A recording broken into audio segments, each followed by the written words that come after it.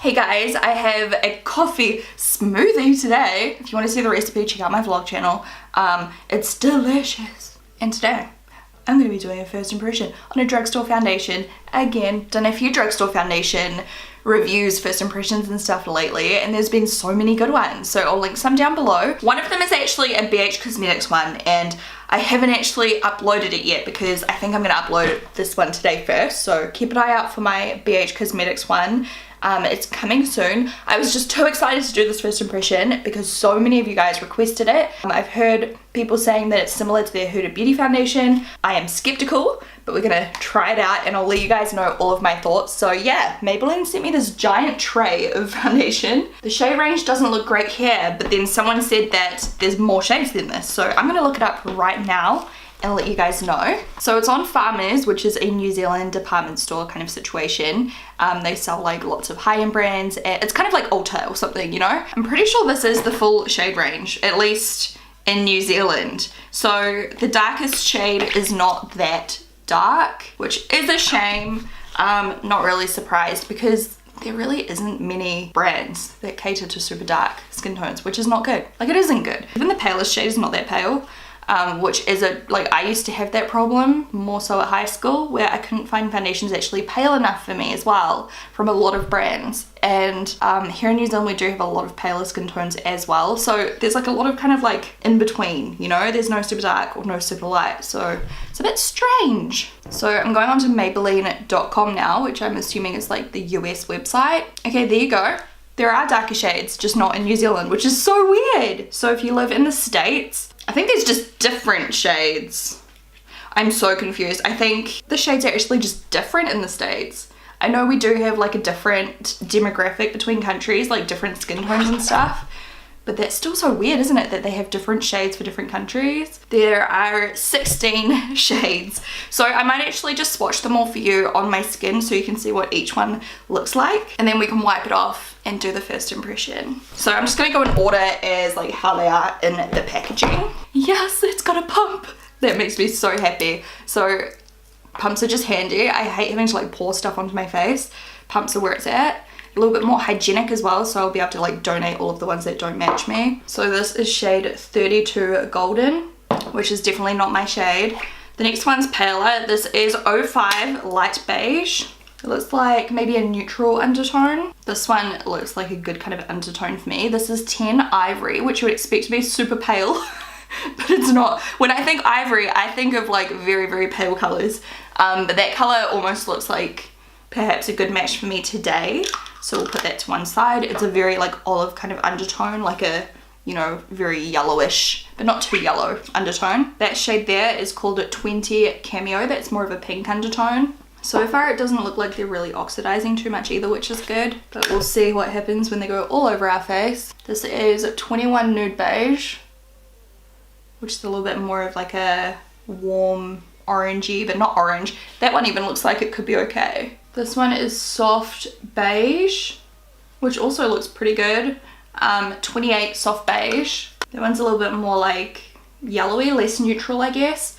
And this shade is called 30 Sand. And then that one is a very olive undertone. This is 34 Soft Bronze. We're getting more into like the medium shade there. But look at that, like I've gone through half of the shades and that's the difference.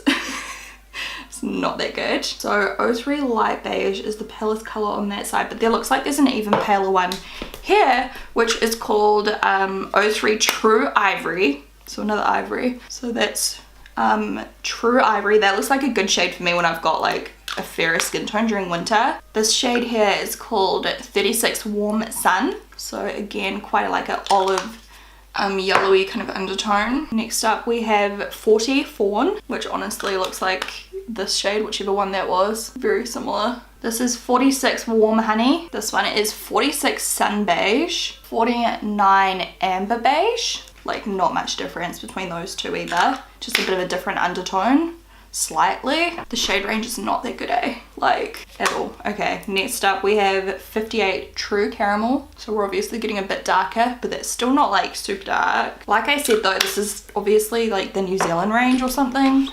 It's confusing. If anyone knows how it works, please comment below. Like, that's not that dark, but anyway, that's the darkest one, 60 caramel. Actually, I'd say that one's almost a bit darker.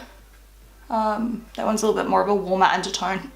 So those are all of the shades, guys. So I'm just gonna prime half my face, and it doesn't really, like, I'm just grabbing a primer. I don't even think this one's for sale anymore, which is annoying, but this is the hydrating, my voice, hydrating Smashbox photo finish. So we're just, wow, we're just doing half of our face just to see if there's any difference between the longevity and wear of the foundation. So I love this primer so much and I'm so upset. Okay, so that's soaked in a little bit. On the packaging, this is what it says. It says full coverage foundation with up to 24-hour wear. Actually, that's all it says. The rest is in a different language. Super saturated color pigments provide an ultra transforming effect in this long lasting foundation.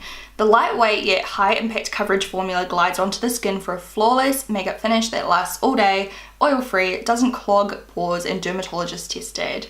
And it says you can use your finger sponge or a Maybelline blender to apply it. And it's just not supposed to fade or shift all day. We'll see, because you know I always struggle with fading. That's something that I believe the Huda Beauty one doesn't fade. I don't know, I love the Huda Beauty one. Some people say that the Huda Beauty shows up their texture a lot and makes their skin look really dry and everything. For me personally, it just looks smooth. Like, it makes me look like I've got no imperfections, no pores. It just looks like perfect. And it also is just so thin that you put it on and you can't even like feel it basically. So I'm excited to see if this does actually compare, but I'm just gonna base it on its own right, you know what I mean? Like, I'm just gonna see how it is for itself. I'm not gonna compare it too much unless I can actually see a similarity. If I don't see a similarity, we'll just judge it on its own. So we've established that the shade range is not amazing. So we're just going to judge the product now, from now forward, on the actual formula and how it performs. So I am going to use the shade 10 Ivory today. And I've also kept the shade 3 True Ivory, and I've kept the shade 36 Warm Sun to kind of like mix, depending how fake tanned I am. And if I don't like the foundation, I'll donate all of it. The rest I'm obviously donating as well. So I'm going to stay actually on the prime side. That's how much one pump is. And I've got a damp sponge here, so let's just blend this out and see how far it goes. The colour looks pretty decent for me right now, so I'm happy about that. Definitely feels very lightweight. I wouldn't say it's as lightweight as the Huda Beauty one, but it's not heavy whatsoever. It's still very light. And it's blending out like a dream, and the coverage is beautiful. It looks beautiful. Love the finish. The finish is very similar to the Huda Beauty, that's for sure. So that's how far one pump went. So I probably need between 2 and 3 pumps for my whole face. That's without building it up either. And look how well it's covered up all of my redness. I'm so impressed so far. I do think that Maybelline does quite good foundations. Maybelline and L'Oreal, like, I think both of those companies do really good foundations for drugstore. Look at that. Look how well it's covering up all of that redness on my eyelids. Look at the difference before and after. And that was just like with leftovers off my sponge. So far so good. I'm gonna do a half pump just over my forehead. Yeah, I can see why people say it's similar to the Huda Beauty. It's not the same obviously, but it's definitely comparable. And it's like covering my freckles. Wow, this looks nice. Okay, now I'm gonna do one more pump just over the rest of my face and down my neck a little bit. So yeah, I probably used about 2.5 pumps all over, which is standard for me because I always use heaps. I must have like a big face. Look at that. Yeah, this is gorgeous. It definitely dries a tad darker. It's not necessarily oxidizing yet. We'll see if it oxidizes further down the track, but it's definitely drying like half a shade darker, kind of like the Fenty, but I would say not as extreme as the Fenty Beauty one, but just something to take into consideration when you're like trying to figure out what shade you are. I feel like when I was swatching them on my face, it wasn't showing me that because like obviously there's quite a lot of product, whereas once you spread it out in a nice thin layer, yeah, it just dries a little bit darker. Other than that, I'm obsessed with the finish. You literally cannot even see my pores. Like, you can see some of my blackheads on my nose right now, which is random, but it's like covered up my freckles, and like all of my pores are just like perfect. Like all through here, that's where my pores are the worst, like through here, and it looks so smooth. I haven't really got much under my eyes, but you can see on my eyelids it really helped to even out the redness and everything, and on my actual cheeks. Like that's just one layer as well. Like I could build that up. Should I build it up a little just to see? I'm just gonna do like a quarter pump. I just don't even think you need to layer it up though because it still looks beautiful, but there you go. So I am now going to go do the rest of my makeup in another video. I'm going to test out heaps of new drugstore makeup and I will just come back to you later and update you with how it's going. It's 10 AM, so yeah, I'll see how it goes and how it lasts. I'll pop back in once I'm finished my makeup as well so you can see how it looks like once I've powdered, concealed and all of that kind of thing. So far, I'm impressed already. And the colour I think is okay. It's a little bit like tiny bit too dark maybe, but I've got like no fake tan on, so I honestly think I could probably just keep these two shades and just mix, because like that would be like my very palest shade and that's probably a little bit too dark for me even with fake tan on, but the undertone's good for my fake tan, so I could just mix them. Hey guys, so here's a little update on how my skin looks with the rest of my makeup done. This whole look will be coming soon. It's a full face first impression of drugstore makeup.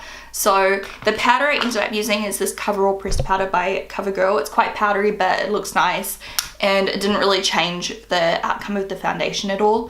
It just mattified it a little bit more. So then I added my glow and everything and I love the way it looks. I think the foundation is beautiful. It definitely set quite well by itself as well because I did my eye makeup first and set it later. So I touched it and it was like quite like on, if you know what I mean.